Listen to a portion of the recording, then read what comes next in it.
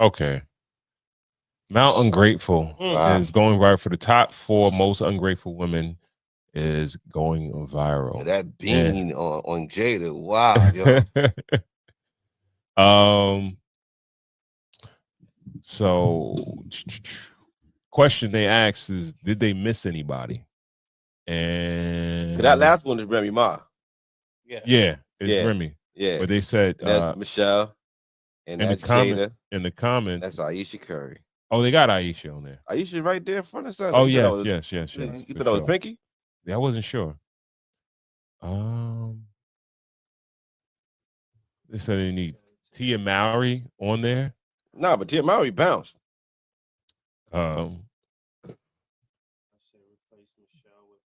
Amber Heard. Yeah, well, that's Shorty that sued Johnny Depp and lost. Okay. Yeah, they pretty much it's nobody else that they're putting in. Well, okay, so let's talk about it. I feel like what makes an ungrateful woman or an ungrateful wife is a submissive husband.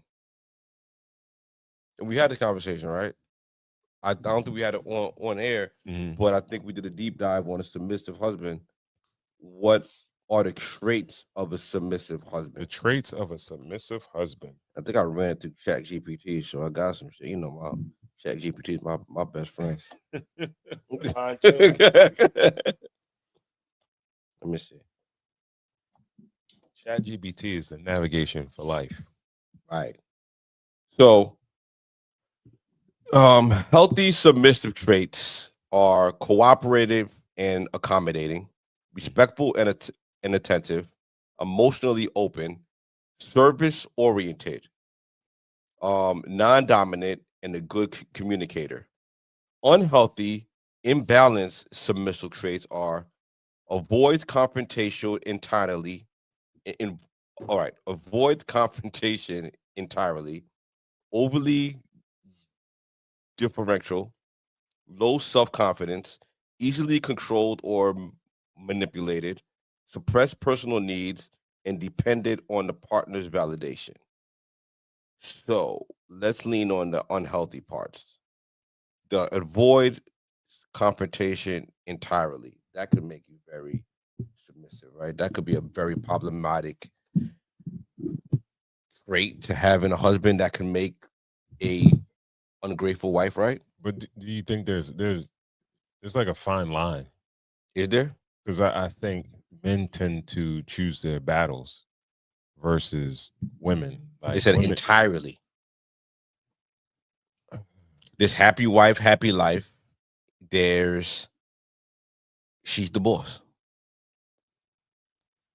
I don't know. I've never met a dude that's like, yo, she's the boss. Right. You know what I mean? Like,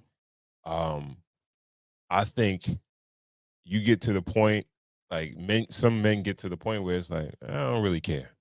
Mm-hmm. I don't really care. Well, that just complacency. It's just it breeds content, and it breeds. Listen. It's like. So, all right, stay right there. Yeah, please. Right. A man breeds content. Yeah, and he's getting fed up, or whatever, or what does he do? Because men don't normally leave anyway. No, they're just gonna be there and just take their abuse. He's gonna be a punching bag until she decides to leave because she finds someone better. Anybody better. Just any nigga stocking the shelf at the supermarket. Just any nigga better. You know what I mean? Just anybody better. Like, he just gonna go. Like, we gotta understand that we live in a world of hypergamy. That while we keep referencing the comment, like last episode, we spoke about Patrice O'Neill's, comment that she gotta feel like she's better than that. You're better than her. Like, she's gotta look in the air. Like, she's gotta like look up to you. You know what I mean? Like, she's gotta like, yo, this is my dude. Like, he's gonna hold this down. He can take care of the problem. Yo, the basement is flooding. I'm not gonna call my father. I'm not gonna call my brother. I'm not gonna call a plumber. I'm gonna call him. He's gonna come home and fix this shit. You know what I'm saying? I'm not just gonna take it upon myself and Google a plumber. You know what I mean? That's crazy. Imagine if your basement flooded and then there was a whole plumber here before you even got home and just fixed it. It's almost like, damn, I ain't have to play. Where's your cape? Like, you should have the cape. You should wear the cape in your home. You should be the superhero in your household. She should look up to you like, yo, you coming out the sky to save the day, yo. When she doesn't, when she loses faith in you, when she sees that, yo, you're too complacent and everything's okay and everything is fine and everything, you know. And when we had the conversation about picking our spots on like, yo, we can't be everything to everybody, but, you know, we have to understand too, when we take a little break off and we take that cape off, we are looked at a little human. It can't stay off for too long, you know what I mean? Gotta get back in the game, you know what I mean? I think it breeds a little bit of ungratefulness. I think we create those women. I'm not sure. I wouldn't give men that type of credit. I think they pick specific type of men. They're drawn. I think people are drawn to each other. Mm-hmm. You know, like there's different levels of polarity between men and women, and it's like, all right, certain people will bump heads and some people just mesh together well, right?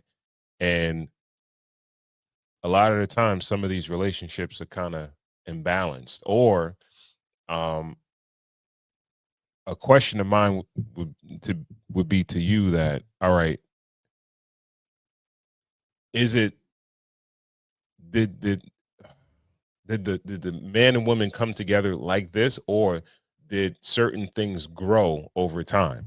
You understand what I'm saying? Yeah. Because people change, where it's like, all right, you could be with a woman and she might have been very cooperative when you guys first got together, but things have changed in your relationship over time. She's changed as a person, and now all of a sudden, not all of a sudden. Well, maybe you started off on a great footing, and then you messed up early, and you found yourself in a doghouse, and you just never. What's that? Got out of that.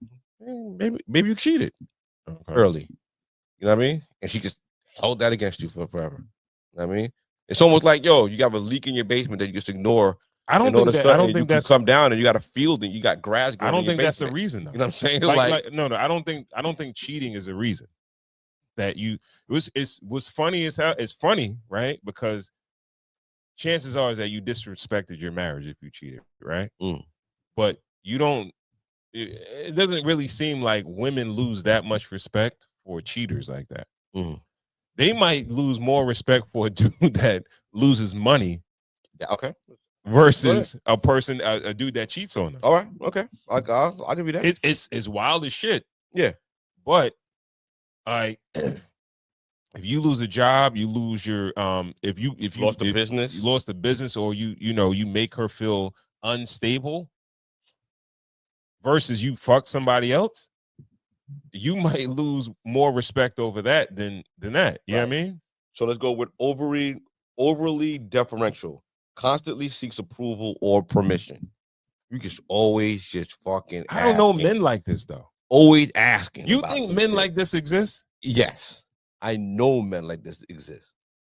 We kind of counsel. We work in a male-dominated field, and a lot of young men come to us and they talk to us a lot about a lot of this shit. Okay, and we talk to these men about shit like this. You know what I mean? Like we talking. You know what I mean? Like we ain't just doing the work on the pod, we doing the work in real life. You know what I mean?